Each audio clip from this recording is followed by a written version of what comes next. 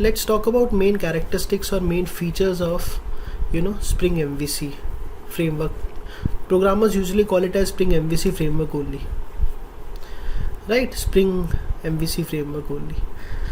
Now first one is that it is built on top of Servlet JSP API only. Now what does that mean? See, there are these questions that come up, that do we require servlets and JSP knowledge before we actually start learning about Spring framework? Are they connected with each other? Do they have any relationship with each other? So these are very common questions that comes up. So as we just learned that Spring framework, Spring APIs are built on top of servlets and JSP only. What does that mean? See, our project cannot execute, any Spring framework project cannot execute unless and until dispatcher servlet is not being used. It is the dispatcher servlet that actually takes the request from a view and handles, ultimately sends out the response back to the view, right?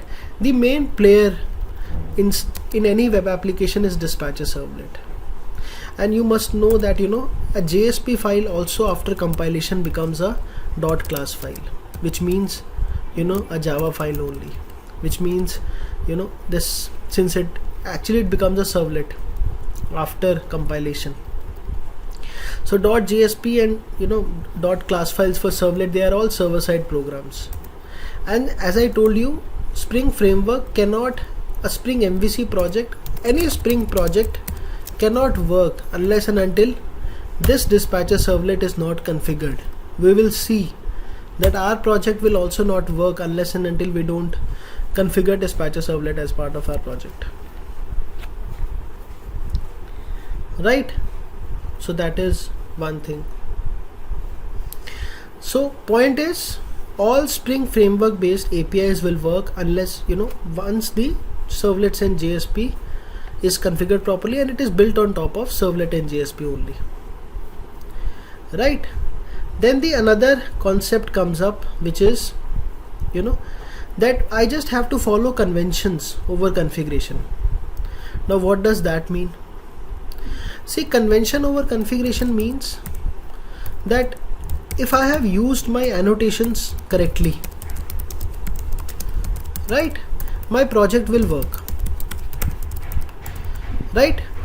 If I have mentioned we will use component scan annotation, we will use at configuration annotation, we'll use at controller annotation, we'll use all the annotations, but point is, if I use these annotations correctly, right, then my project will work, right? Convention over configuration is, Spring says you use the annotations or APIs correctly and your project will work, right?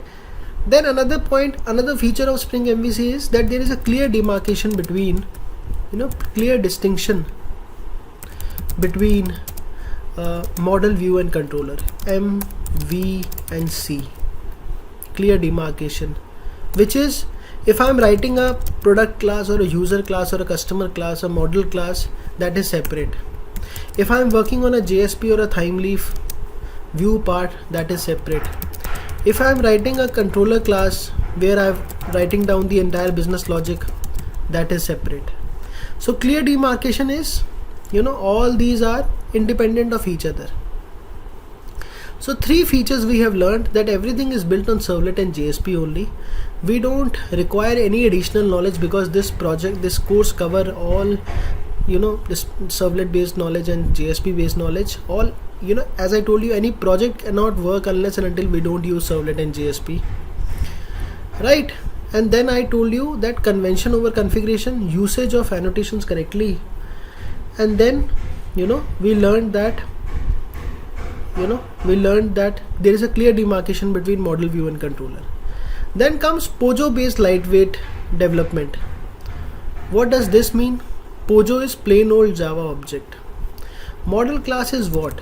A POJO class only. Plain old Java object. What is a plain old Java object? Any class where you see private fields, right?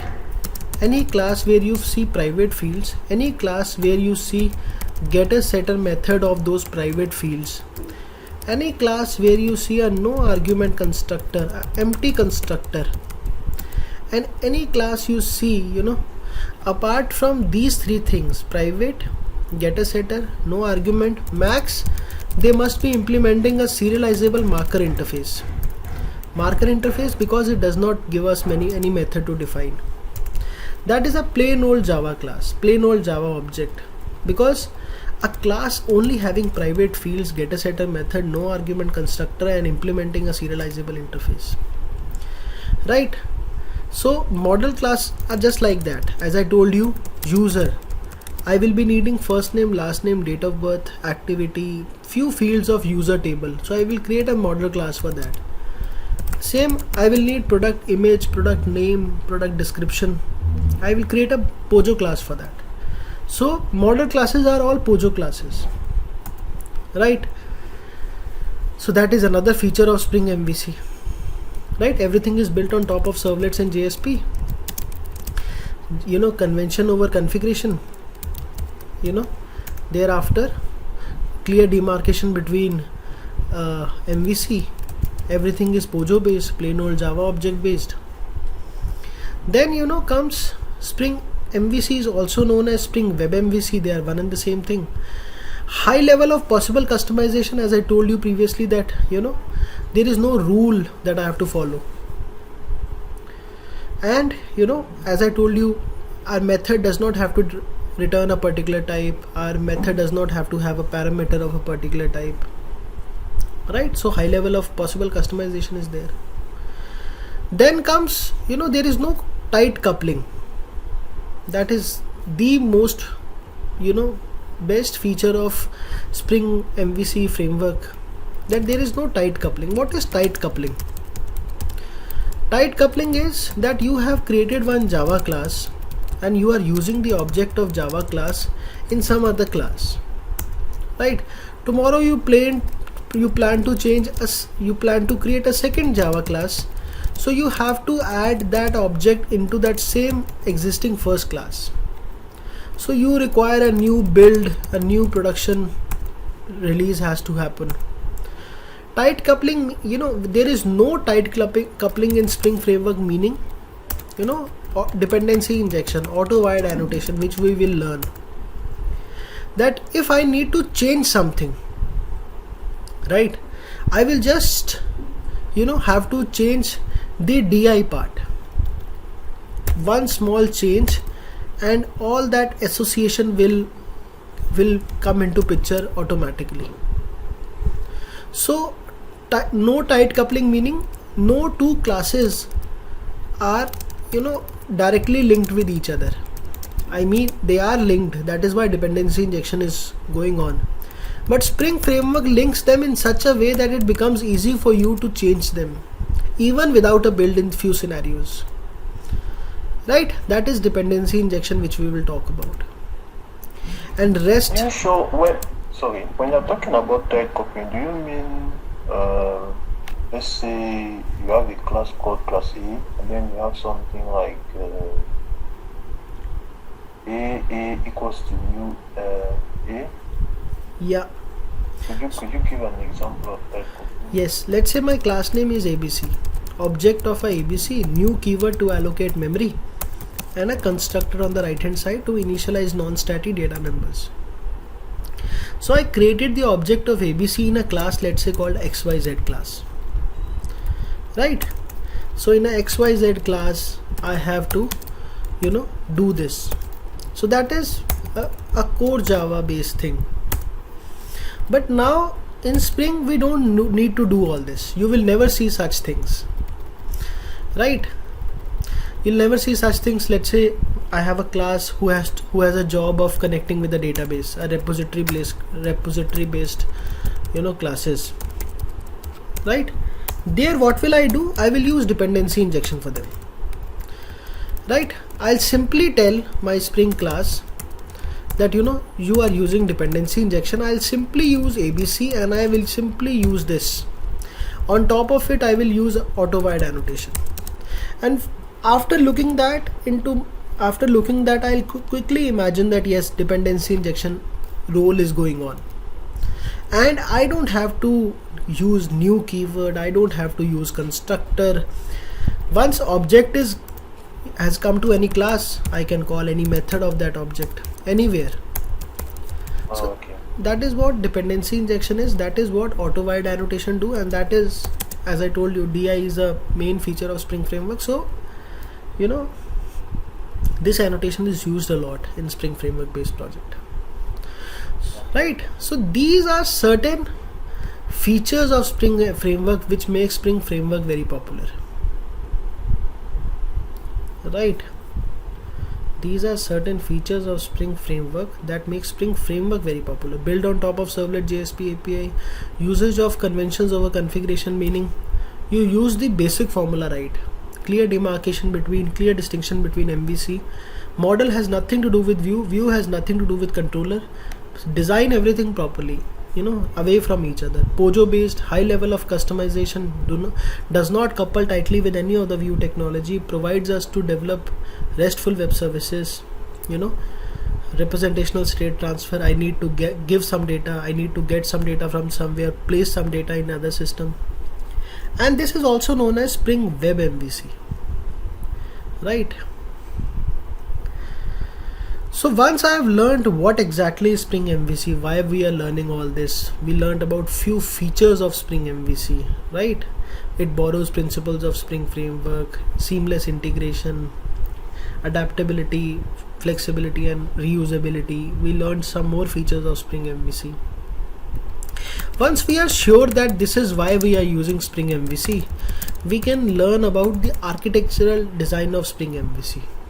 What was that architectural design that we were talking about? What is the architecture of Spring MVC based project, right? So first I'll create a diagram over here itself. So everything has to begin from a view. View is a user interface. There comes JavaScript, now Node also come, now React also come, but view is what is shown to a user. A view can be amalgamation of HTML. View has CSS, view has got JavaScript and everything. Right now view will have a JSP, view will have a theme leaf, right? These. Do we need to know like JavaScript, CSS, HTML in depth? Yes, if you know that, yeah. For view part you have to know that.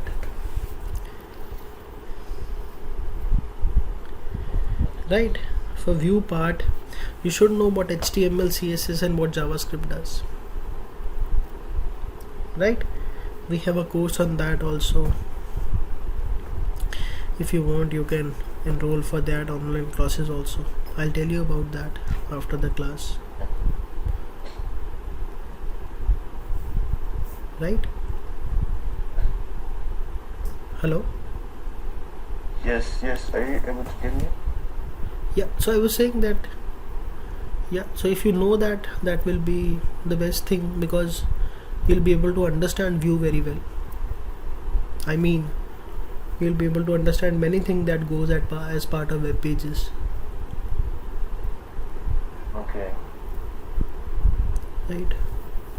So Yeah. parallelly, if you can take 2 classes, we have a new batch starting for JavaScript also. So if you want to enroll for that, you can let me know after the class.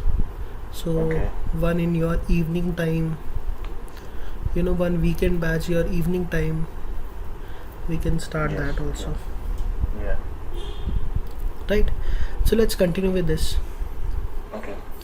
Right? So we are talking about the architecture. So everything starts from a view part. So request will always come from the user side, from the view part.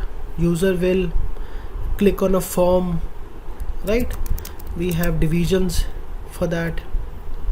Once a user click on a form, that means a button, a submit form, that is where our application comes into picture.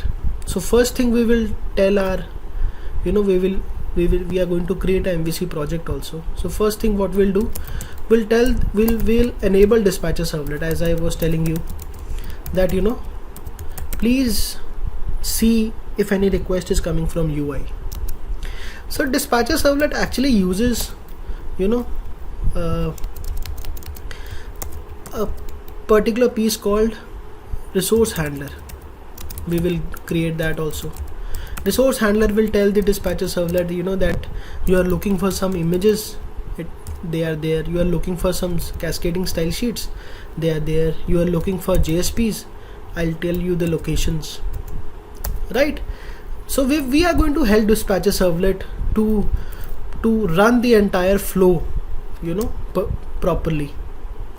We will tell dispatcher servlet, you have to use view resolver, internal resource view resolver, they are there, please use them, right?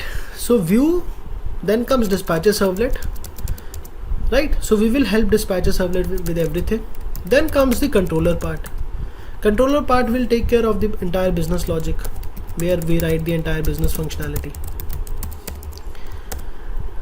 right? That is, we are going to create one H+ application. So that application will, we will have a login form, we'll have a registration form, we'll have a search form, we'll have multiple features. So we'll all do that via controller classes. Now that controller classes will talk to the database to pull the data, to place the data. Our controller classes might have a REST call also, right? That is separate. And as I told you, dispatcher servlet will again take help of an internal resource view resolver, or XML view resolver, or other text based view resolver to ultimately bring the user back to the UI with the response. So this is how the architecture of a MVC goes, and this is considered to be the very easily adaptable architecture, very stable architecture. That is why Spring MVC is so popular and so highly used.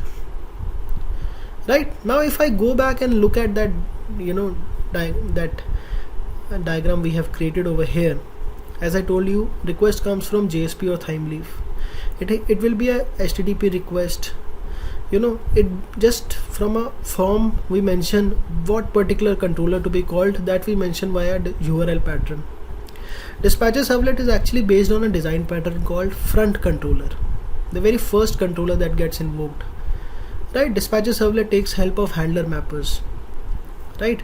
Then comes controller. Controller calls the business logic, database. Ultimately, we need to decide the view to forward to. There comes view resolver. So we help dispatcher servlet by handler mappers or view resolver, right? And this is how the entire request response cycle goes. Request will come from here, will be managed over here, will take help from these. Controller will call the business logic. Dispatcher servlet will know, okay, this is something that I need to send out. We will manage everything. But this is how the end-to-end, workflow will go. This is the architecture of a Spring MVC. Right? So we have learned what exactly is Spring MVC. We have learned why Spring MVC. We have learned features of Spring MVC. We have learned the architecture of Spring MVC. Now we will establish this architecture with the help of Maven, and then we will establish this same architecture with the help of Boot.